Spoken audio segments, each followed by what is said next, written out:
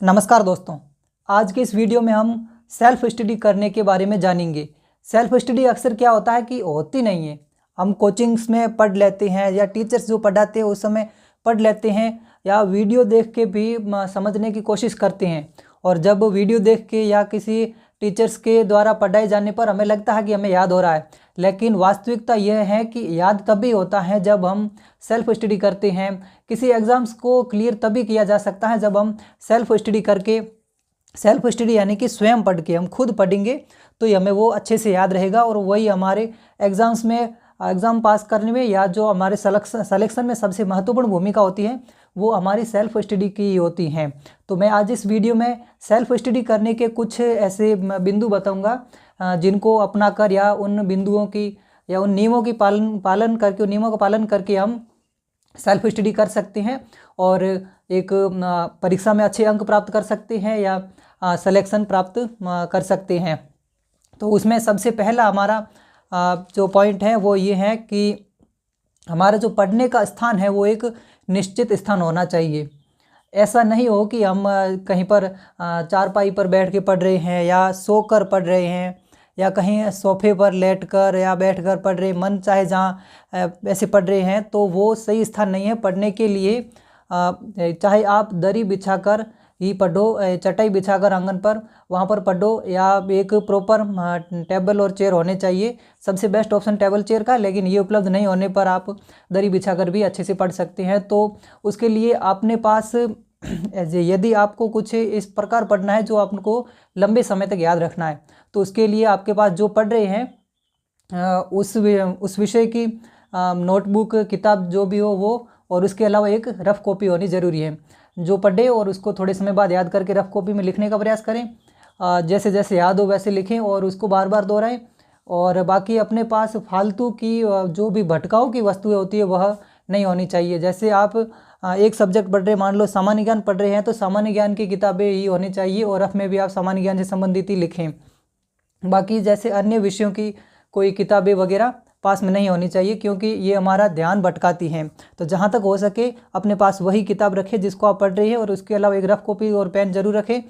और फालतू की वस्तुएं जैसे मोबाइल भी पास में नहीं होना चाहिए और अन्य विषयों की कॉपियाँ किताबें भी नहीं होनी चाहिए। तो ये पहला बिंदु था कि पढ़ने का एक निश्चित स्थान होना चाहिए। क्योंकि आप वैसे जैसे अखबार पढ़ना है या कोई ऐसे आपको रोचक चीज़ लग रही है वो पढ़े, तो आप हर जगह पढ़ सकते हैं। यदि आपको लंबे समय तक याद रखना है और एग्ज़ाम पास करना है, तो उसके लिए आपको एक प्रॉपर स्थान का होना बहुत ज़रूरी है।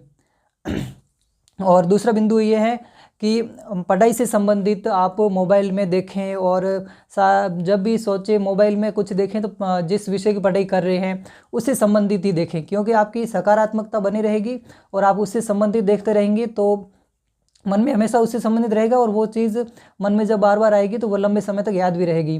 तो जहाँ तक हो सके मोबाइल में फालतू की चीज़ें देखने से बचें। कॉमेडी वीडियोज़ वगैरह आजकल जो चल रहे हैं वो फालतू की चीज़ें भी देखने से बच्चे। यदि आप एक स्टूडेंट हैं और मन लगाकर सेल्फ स्टडी करना चाहते हैं तो जो पढ़ें वही मोबाइल में देखें। और फिर एक और बिंदु है कि जब आप जो पढ़ेंगे, जो देखेंगे, तो आपको सकारात्मकता भी मिलेगी, आप नकारात्मक सोच नहीं सकेंगे, आप हमेशा पॉजिटिव रहेंगे, नेगेटिव कभी नहीं रहेंगे। और एक और पॉइंट कि अपनी एक निश्चित समय सारणी होनी चाहिए। मेरे हिसाब से यदि समय सारणी है तो आप उस समय के हिसाब से, उस समय सारणी के हिसाब से पढ़ेंगे तो आपकी नियमितता बनी रहेगी, और नियमितता पढ़ाई में सबसे ज़्यादा ज़रूरी होती है। तो नियमितता बनाए रखने के लिए एक समय सारणी होनी चाहिए, और जब भी पढ़ने बैठे तो एक समय लेकर बैठे कि मैं इस विषय को इतने समय तक पढ़ूंगा, तभी उठूँगा। को निश्चित समय ले, मतलब बहुत ज़रूरी आवश्यक काम होने पर उठना पड़े वो अलग बात है। बाकी एक निश्चित समय लेकर बैठे, और जहाँ तक हो सके अपने पास पानी होना चाहिए, पानी की बोतल वगैरह, तो उसमें प्यास लगे तो पानी पी सकते, पानी होना पढ़ाई करते इसमें पास में पानी होना बहुत ज़रूरी है। और एक और बिंदु कि सबसे महत्वपूर्ण बिंदु ये है कि अपने को पढ़ने का मन होना बहुत ज़रूरी है। यदि अपने को पढ़ाई करने का मन ही नहीं है तो भले आप उस ऐसी जगह बैठ जाओ जहाँ पे, वैसे ये जब मैंने जो परिस्थितियाँ बताई है इनको फॉलो करेंगे तो पढ़ने का मन भी बन जाएगा कि ऐसी जगह बैठे जहाँ पर जो पढ़ना है सिर्फ वही वस्तु लेके बैठने, और उसी विषय की किताब लेके बैठें, और एक ऐसे साफ सुथरे स्थान पर बैठे, पास में भटकाव की वस्तुएं ना रखें, जहाँ तक हो सके मोबाइल को पास में नहीं रखें। तो ऐसे आप बैठेंगे तो पढ़ाई में मन भी लगेगा और पढ़ने का मन भी करेगा, तो आप पढ़ भी सकते हैं।